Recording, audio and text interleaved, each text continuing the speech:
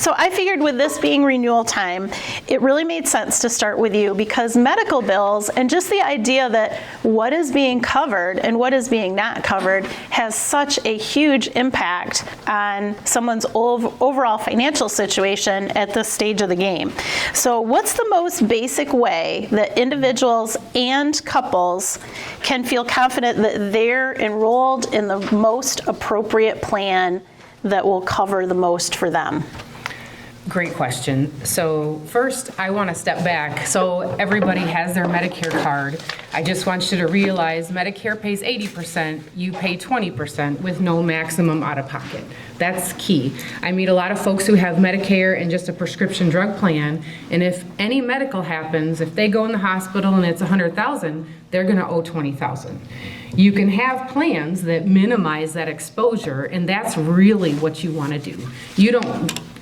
You can choose to have just Medicare and a prescription drug plan, but just know that any bill you'll owe 20%. So back to your question, it's really good every year to check your prescriptions and check your doctors, see if things changed. When you first turn 65, there's two types of plans you can get. You can get a plan which costs a little more, but it covers basically all of your medical, or you can have a Medicare Advantage plan, and most of them now cost $0, but there's co-pays as you go. So I really like to sit down and step through all the process, not just all the companies, because I do cover them all, but the actual options you have with Medicare, which most people don't realize they have. Mm-hmm. So can you refresh our memories on when can people make changes to their plans, and then also are there circumstances when they can make changes outside of that open enrollment period for special things that are happening? Yes, so I know you guys have been bombarded with phone calls, and I've had, just yesterday, I had to fix 3 people's plans, but unfortunately, if you answer that call and you say, hello, is this Helen, and you say yes, you've given them permission to switch you. So just please, just hang up the phone or don't answer the call. Medicare did change the rules this year where they're supposed to record the whole phone call if it's over the phone, but I've had lots of people who have been switched and didn't give them their information, didn't know, so just don't talk. Just if they're calling on the phone, it's a call center. But to go back to the question for open enrollment, right now everybody can make a change and it's effective January 1st. When you first turn 65, you have a 7-month window where you can pick what you want to do. You get Medicare, and then you can go down that plan where you pay a little more, but everything's covered, and there's no medical questions, or you get a Medicare Advantage plan. So that's initially when you first turn 65. Right now is an annual enrollment period where you can make a change with any plan you have, if it's just a prescription plan or if it's a Medicare Advantage plan. From January to March, I know this is a lot of information, but from January to March, you can make a one-time change if you have a Medicare Advantage plan. So let's say, and the reason Medicare does that is if you get on a plan and you thought it covered something and it doesn't, they give you a one-time opportunity to make a switch. There is also this year and next year, there's a 5-star plan. So if Medicare, if you guys have rated a company a 5-star, you can actually make a switch to that 5-star anytime throughout the year. So those are the main things. I mean, of course, if you have a life change, if you move out of the county, if you get have a baby, get a... So if any of you are going to have babies, well, you know, if you got married or divorced, there's different life changes. Don't want to do that, me neither. But if you have a life change, there's also some options to do that. Now know that if you retire before 65, there is also options for insurance that you can get as well. Gotcha. So back to that question for just a moment of if someone gets switched without their knowledge, what is the best thing for them to do? How do they go about, they get something in the mail and they're like, wait a second, I didn't switch my plan. What is this? So right now, you want to call somebody you trust, first of all, so they can look at everything in every company and figure out what's best for you. in January, from January to March, you'll be able to switch one time. But right now, we're hoping that they make some changes. But right now, since COVID, the call centers have gotten so many more. You're getting so many more calls than you did before COVID.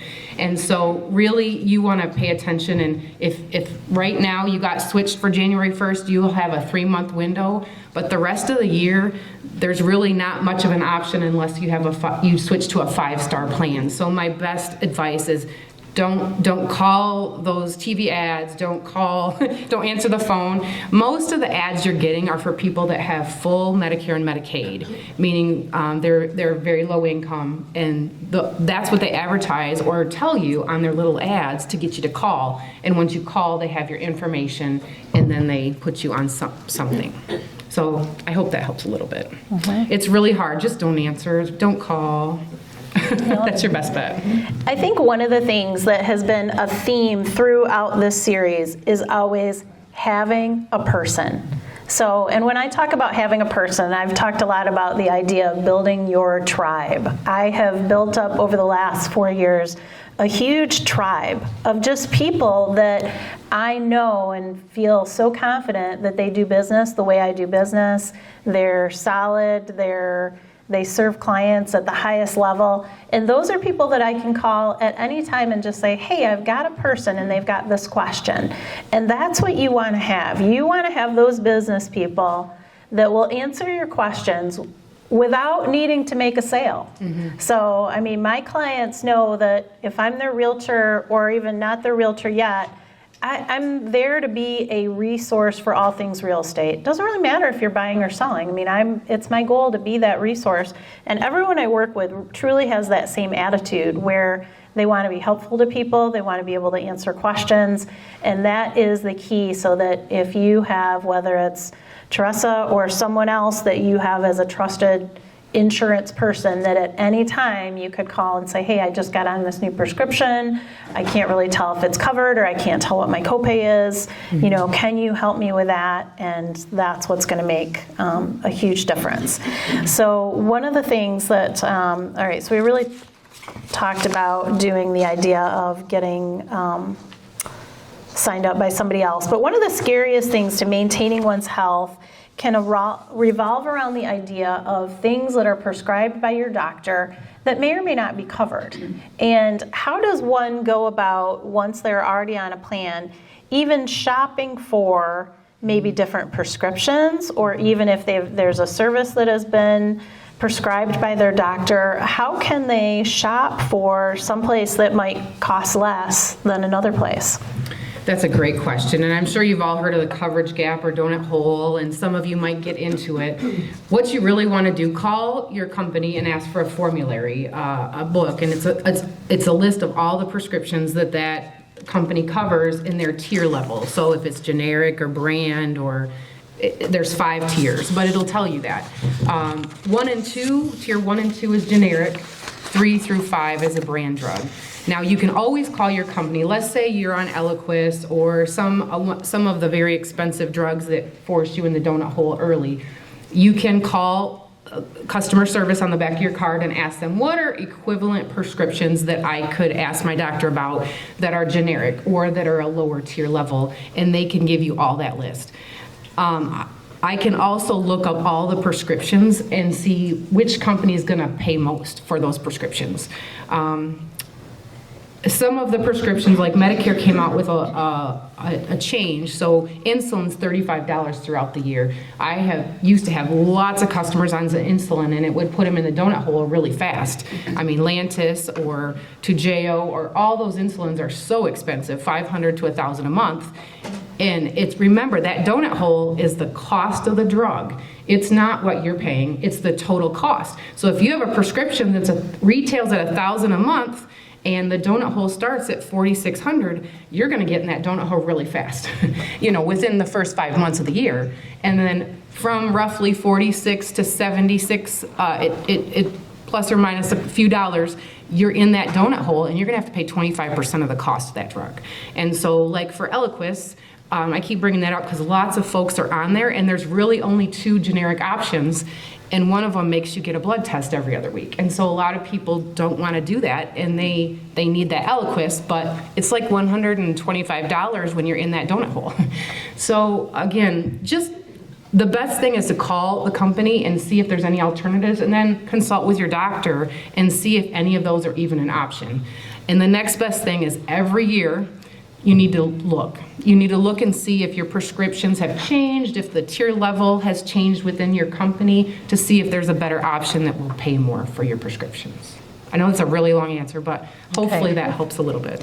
All right, we're going to go back to insurance for dummies for just a second, because I still get confused when you talk about the donut hole.